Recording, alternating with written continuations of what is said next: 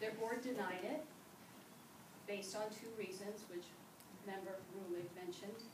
One was they stated that the petition didn't have transportation options for students, and two was that the petition did not include a reasonably comprehensive description of the method by which the school will achieve a racial and ethnic balance that's reflective of the general population of the territorial jurisdiction of the district.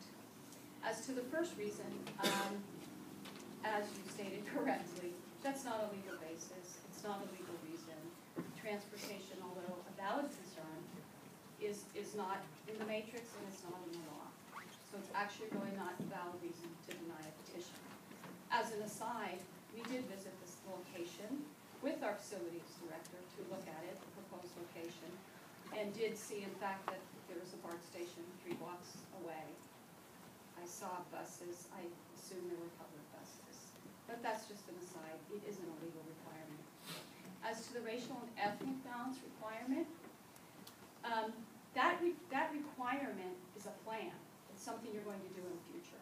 So when we review the petition for that requirement, we look to what's your plan.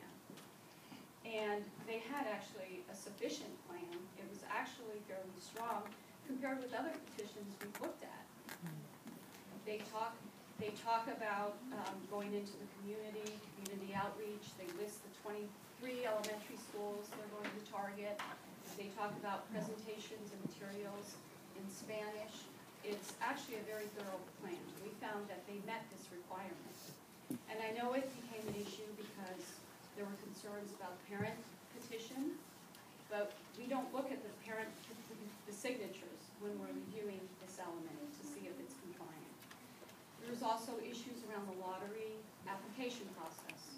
We also looked into that because we were asked to, and we consulted attorney on that, and found that it isn't illegal to recruit before a petition is already approved. And they actually had a timeline that was based on their timeline with the district. So they were flying through on a timeline that assumed that in October they'd already would have an approved petition.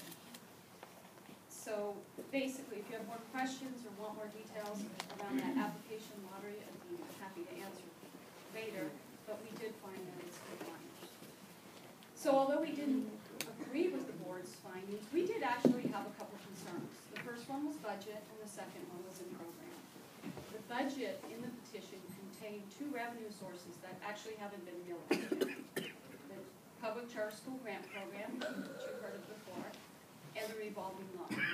The startup grant, $575,000, is a grant that one of its criteria is that there's a high number of free and reduced lunch students in the area.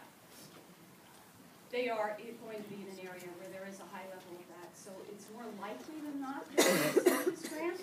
However, we are consistent in all of our petition reviews that if there's an uncertain revenue in the budget, we don't want it in the budget.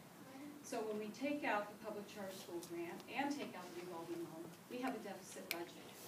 However, petitioners have produced a resolution and a backup documentation showing that the public Summit School Central Office will fund any startup costs that's necessary.